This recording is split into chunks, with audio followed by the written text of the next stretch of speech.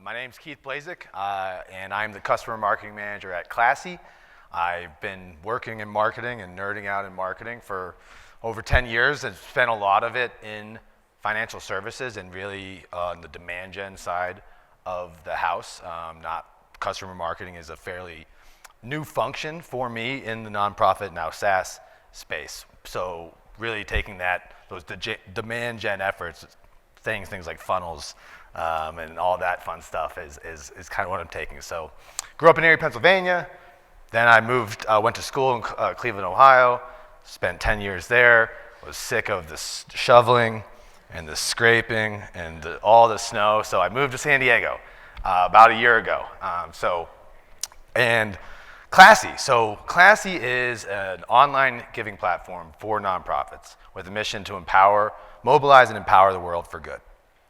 And just as of a few months ago, we are now an independent subsidiary of GoFundMe, and we are really, really excited by that because together we are creating a global leader in modern giving, from a B2C, which is GoFundMe, and a B2B side of the house, and how can we integrate and provide value to both sides and connect people with the causes they care about and the organizations who are helping that. And collectively, we've raised over $20 billion on our platform for social good, and that number is climbing quickly. All right, so when I joined Classy, we don't have customer marketing. You're gonna build it, which is great because I'm a builder. I love creating something that didn't exist before. And there's a lot of different aspects of our organization. So when I say we didn't have customer marketing, it's not that we didn't have a lot of touch points with customers, but it wasn't this cohesive thing. And really, as I mentioned earlier, the initial instruction was, well, we're looking for you to build the demand gen engine like we have for the sales team, for our post-sales team. And then we're in this strong growth phase. So cool. So that's what I'm gonna talk about, what I've been doing, how I thought about it, if it's working or not. T's are there, who knows? So what's the big picture? When I jumped in, and it was, a couple of our product marketers, one was on maternity leave, someone else just joined, so I jumped in straight off the bat, and you start going, you just, all right, I'm gonna figure it out and figure out what the long-term vision is, but also how do I add value today? So really, it was also a year of discovery. So going into this fiscal year, it was the first time I had an opportunity to really set the strategy and the agenda and the priorities for the customer marketing function. So what does that look like? I have outlined three kind of primary operating principles. Segmentation is number one. And segmentation has actually become somewhat of a joke internally because I say it so much that they say, drink every time Keith says the word segmentation or segments. And then we had to quickly nix that because everyone was drunk because I just keep talking about it ad nauseum. But it's critical. What segmentation does is it unlocks a lot of the things that we're trying to do. And it allows us to deliver personalized, valuable customer experiences. Number two is momentum. When I joined and just looking at the organization, we all know there's so many things that our customers are hearing from, all the different teams. We've got our care team, the customer care team, the CSMs, the account teams, the post-sales team, life cycle, product marketing, UX researchers, the product team asking for Lighthouse customers, the content team asking for case studies, all of these different things. And so what this principle is, how do we align focus both for our customers and also internally for our teams?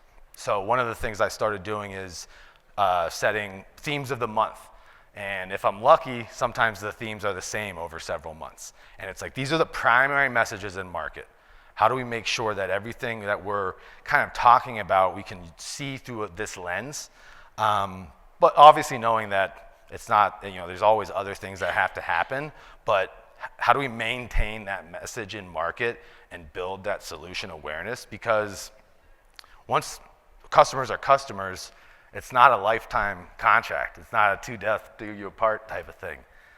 That your competitors are selling into the base. So, and the last thing I ever want to hear is, oh, we didn't know that you had that feature available, or we didn't know that you were building it and we're about to deliver it in the next quarter. So that's where this cohesion and momentum is critically important. And then lastly, it's getting beyond, be more places, having coverage. How do we build a surround sound reinforcing? And these three things are related. So how do we build momentum in our segments in a surround sound effort? So that's kind of the way I think about it and the way we're trying to approach this.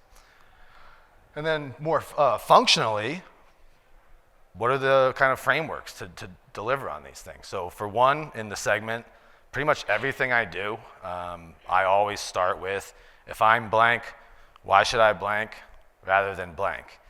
And it sounds weird when you have the blanks in there, but the blanks is how you start to reframe and identify what is the value proposition for your individual customer segments, for your individual product lines.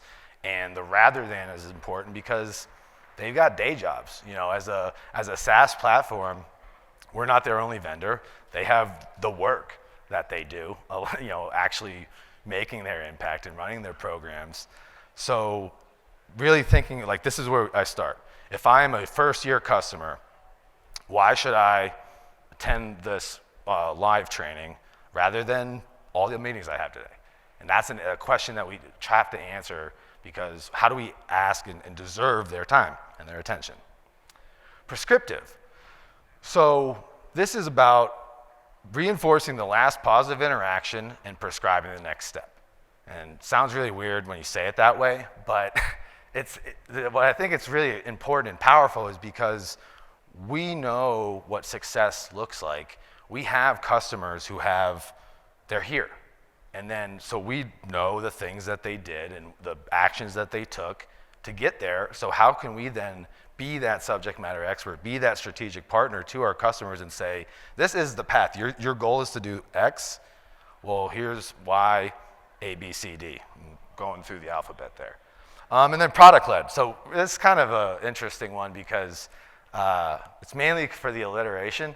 Customer-led is important, but also we have a lot of content. And again, all these different messages. How do we align it on customer value and some of our business objectives in the customer growth world? And what that is, and how I think about it is, great, we've got a new blog post about something. That's awesome content, love it, but we're trying to focus on this right now. So put it in our directory. We don't need to launch things based on our calendar. We need to deliver them in the customer journey when it's relevant and moving them to their desired outcomes or our desired outcomes, frankly, for our objectives. So funnels, whiteboards. Shout out to the whiteboard team. Everyone who loves whiteboards, raise your hand. Yeah. All right. So again, looking back, like zooming out, one of the awesome things about customer marketing is we are the customer champions, but we also get to see across all these cross-functional departments and say, what is actually happening? Distilling it down to this most simple level. So I was like, what are the verbs? And I actually asked, like, what are the verbs that we're asking customers? Like, because it's an action. And it came down to all the million different things. Activate, first stage. So how do you accelerate the value to get out of the thing that they just did? Whether it's onboarding, whether it's a new admin who joins an existing customer, getting them up and running and comfortable with the process. It's an upgrade that they just had, which you see that arrow coming back. Or inactive is also an activation. So something's stagnant, we haven't heard from them, we're not seeing things. Donation volume is declining. That should be a trigger of, this is a reactivation. So then once you activate, the middle that's the bread and butter. That's basically all the time is making sure that they're receiving value, that they're successful, and that comes in from their campaigns that they're running with us, to success using our product and our platform, to relational. And this is the community, this is the celebration, this is the engagement and just building that rapport. So that's critical because I can't ask, or we can't ask someone to, and I think this was said earlier, to do something if they're not already successful and happy with what they have now. But if you're prescriptive and you say, PayPal, there's going to be a fair amount of PayPal things here because you've been an incredible partner for us. But if we say, hey, we think PayPal can really have a positive impact on your donations, and then they activate it, and then we can go back into the data and say, conversion rates went up by 4 points. Like, that's a huge impact for your fundraising. So now the next time our team goes to them and says, hey, we think you should activate Venmo, or we think you should, do this different type of campaign. There's that trusting because you're proving and you're reinforcing and prescribing. So there's a lot there. Let's see. Funnels. Oh, this one. No skip slides here. Segmentation and scoring. Told you I like segmentation. So let's unpack that a little bit. So I look at it at really 3 levels, and they link kind of like a train, essentially. So first one is life cycle. Where are they in their relationship with us? Are they new? Are they year 1 but not in onboarding? Are they in the middle of their contract? Are they in the renewal window? And in the middle of their contract, which those are kind of all together, is are they accelerating? Are they stagnant, steady, or are they declining? That's kind of different iterations, and we use health scores that kind of pull this and then the next tier of segments together.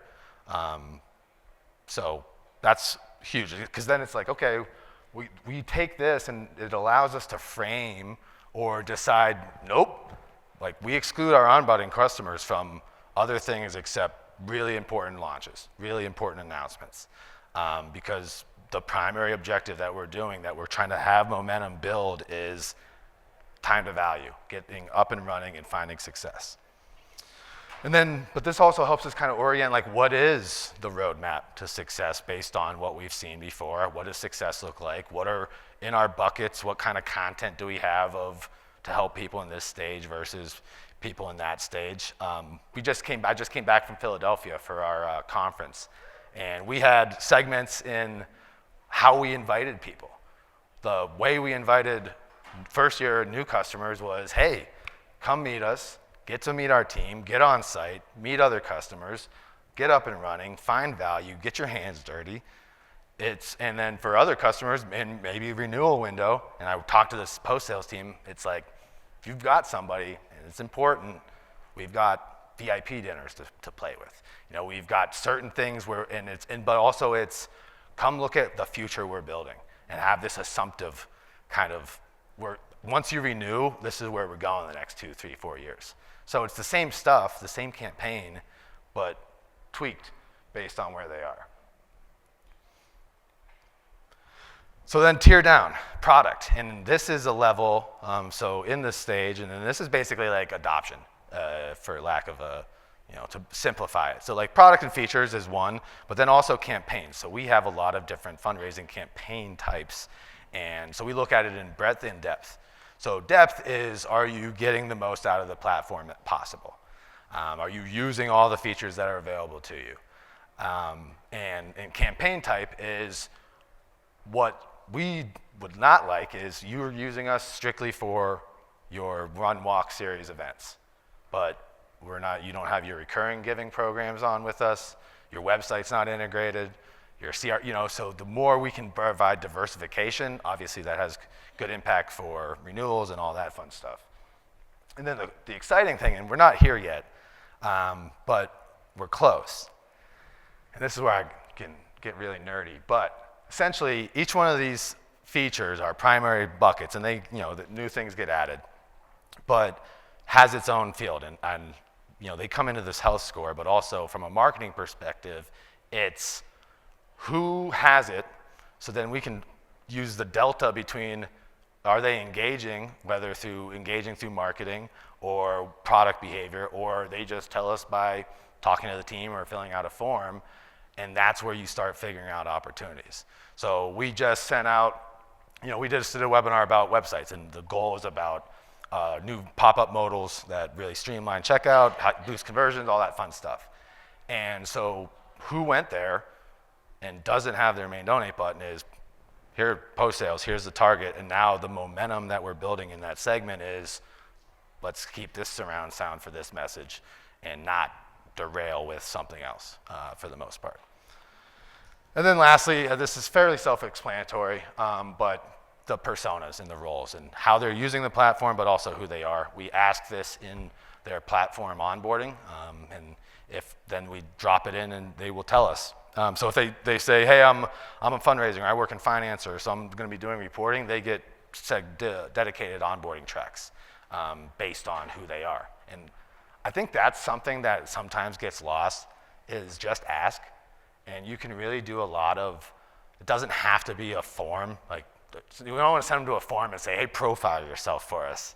You know, give us all your pertinent information. But you can say, you can have in an email 2 buttons, 3 buttons, and then which one do they click? And then, all right, now, anyone who clicked that, we're going to start assuming that they're in this bucket. So then, as I was talking about like the train car, oh yeah, we're going to have to skip this section. As we were talking about the train car, it's, and this gets complex, but just thinking about it is like, all right, we've got a mid-year customer who's growing, who is using, there are 3 of the 4 campaign types, but they aren't, we don't have recurring, but they are using all of our payment methods, and we're seeing success to this, and they're the fundraising coordinator. So now it's, hey, fundraising coordinator, you're doing great, we love it. Like, here's another, have you ever thought about doing this? Because this is the success, here's the proof of what you currently have. How about trying something different? Yep, nope, oh, that was a good one, back. So this is kind of, I use an analogy of fishing. And sometimes you don't know. You know, we can get really intense and say like, oh, segmentation, and assume. Sometimes you just got to throw a line out into the ocean and see who bites. And so that's kind of the first stage, is what are they engaging with? What web pages are they landing on? What are they doing in product?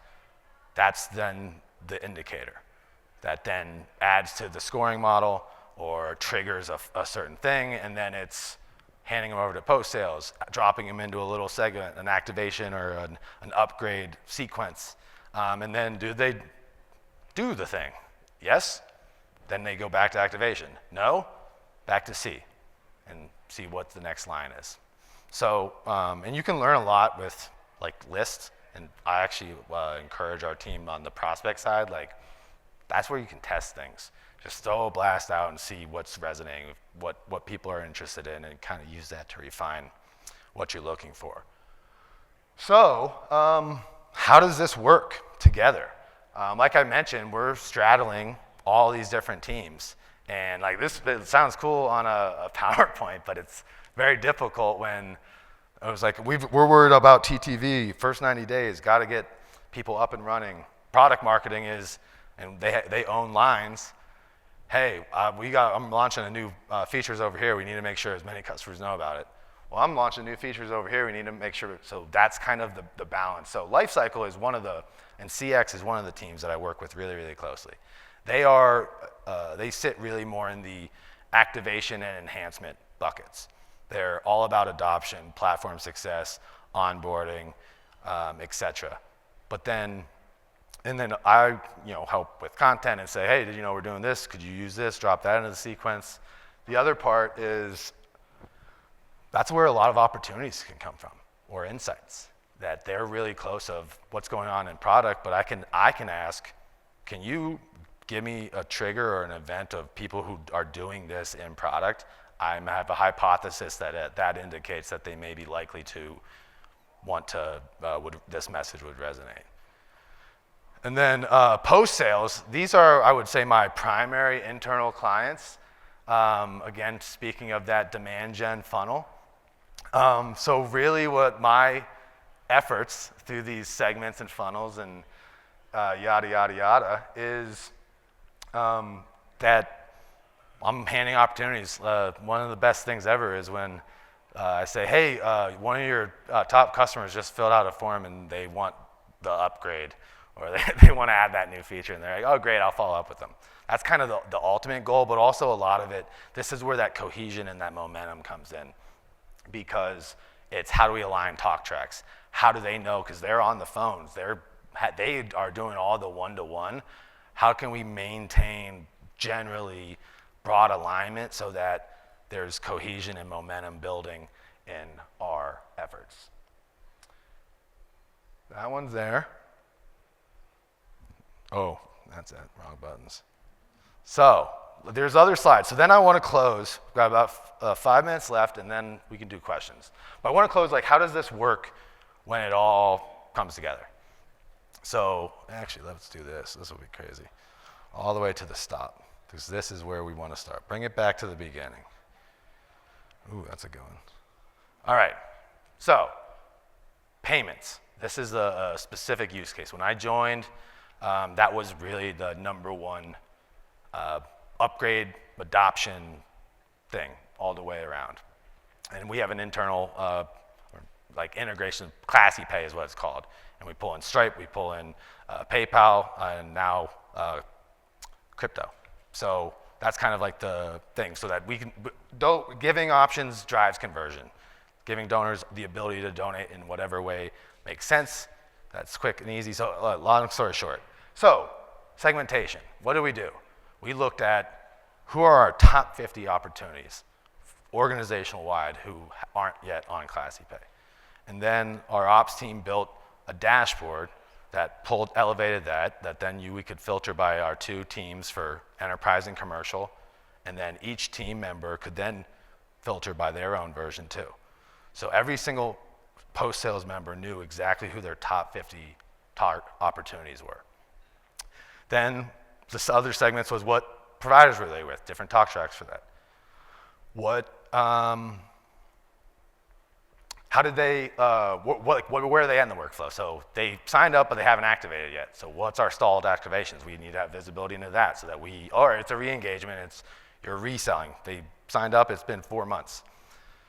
So then, and then lastly is feature. So we set up dynamic segments, in Marketo is what we use, where every feature, so it goes down a list. So it's like they have ClassPay, then it's PayPal. When they have PayPal, let's add Venmo. If they have that, do digital wallets. And so when I send a newsletter out, we have a payment section, and it's specific to wherever they are in that workflow. And that is also something that when we're talking about momentum and coverage, we use that same model to have in-product activation workflows. So what was cool, and the momentum part, so this was a year-long campaign everywhere, and consistent drumbeat. And from incorporating it in content, even it wasn't like blinking lights everywhere, but and they do this, and if you add this, the payments enhance what you're already doing without really changing anything.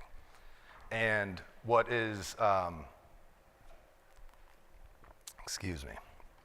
So what's really awesome is, so we got that going when we want to have this drumbeat, because people aren't going to take it like first email. They're not like, oh great, I'm going to go sprint to do exactly what Keith is asking me to do.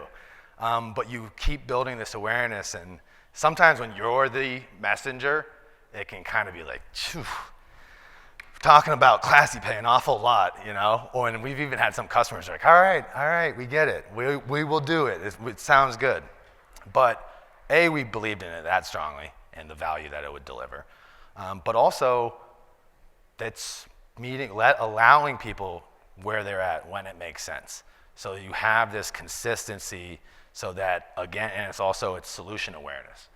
And so it's like, all right, we got solution awareness, maybe problem awareness isn't good enough.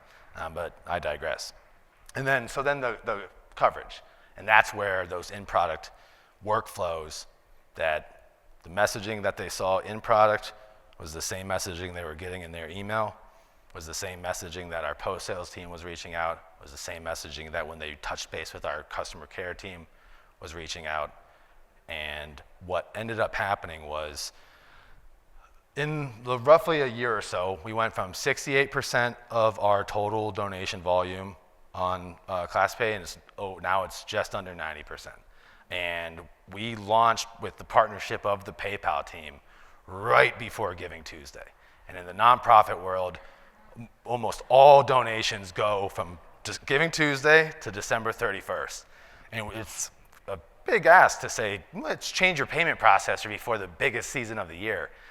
But we had been pre-launch phase and all of this stuff, and we were able to effectively onboard over 1,000 nonprofits with PayPal before the giving season, which, closing that loop and building that trust, then when we analyzed it, 4-point lift in conversion, 30% higher donation just by having that turned on. And so we tell them, celebrate. Then when we rolled Venmo out in February, then it was same concept, moving down the list, but you've built some trust and you've already, oh, we love that. Like, yeah, whatever, we'll click whatever. It's easier workflow, all that stuff. But now, again, over 1,000 that are onboarded in that. So that's one example. It's how I'm trying to build this effort and this function. For me personally, it's paid off, but I hope that you can take some of these frameworks and apply them and add value to your organizations and your customers as well. So thank you very much.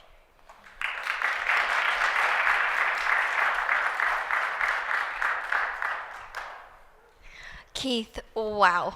That was really brilliant. I feel like we got a little bit of like a sneak peek into how your brain works. I think it's scary in there. San Diego has served you well. I mean, just some really brilliant ways of organizing the customer journey and getting into specifics about the actions you're driving customers to. Some of these questions that came in here. Okay, so you know what? You thought that all up. You put it on slides. You communicated it so well. When this is in action at Classy, how do you execute that? Like, how big is your team that you work with? Or, if you're a one-man show, what are your key internal stakeholders that you work with, specifically to maintain that segmentation and scoring approach? Because that detail was just impeccable. Yeah. So, team of one, but I'm on the marketing team.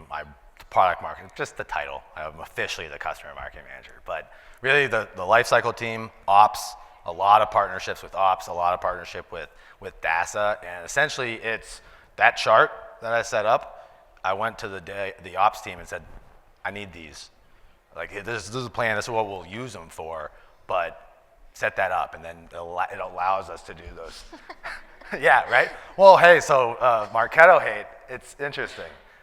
I consider Marketo an open source automation system. It's not pretty. It doesn't make sense linearly, but you get boxed in like Pardot, like you have to go down this path. That's basically, like, you can set up triggers anywhere. You just have to be a little, but yes, sorry to derail that. But for the alignment, so segmentation is that. It's also with the product team, so really working with how can we include the data sync. And so our data science and analytics team, that is so I have all this support that I'm kind of pulling from and delivering it, and I'm just essentially the funnel to delivering it to customers, but it's really a cross-functional effort. That's really cool to hear. And then as you're that person internally being the funnel, do you find that you have to always educate your internal team around these frameworks and reinforce this way of thinking? Or do you work with people kind of one-off and you're the center of that thinking? If you do that internal education, wondering how it shows up. Yeah, it's, I have weekly meetings with the post-sales team, with basically all the internal stakeholders. So it gives me a pulpit to hammer it home, hence the drink when you hear Keith say segments. And that was really the beginning first 8 months of me there. Is like, we need segments, like constantly. All right, we'll work it in, we'll do it. So that's it. Also, the theme of the month is a really big one. So every month I send it out and it links out to all the different playbooks and reports for each primary theme. So modernizing and connecting your website to the platform is one of the themes. And the other one is driving ROI and conversion with payments. So that's crypto and where else they're at. and then our virtual events platform and hybrid events platform. So it's kind of so that they can look at this and it's one doc that just straight up here, and then you can click in and say, here's the theme, here's the narrative, here's all the resources, and kind of compile it in one place. And then also I do give presentations like this, so sometimes I'll just have a meeting and be like, this is what we're doing, let's go. So yeah, a lot of what you see here is delivered to my team in excess and almost too much if you ask them, I would say. I'm just picturing lunch and learns with Keith, fajitas and frameworks, I could see something really catchy there. Thank you so much, Keith. Seriously, such a, so impressive, the work that you've created. Definitely really inspiring for customer marketers of all kinds. So thank you so much for sharing.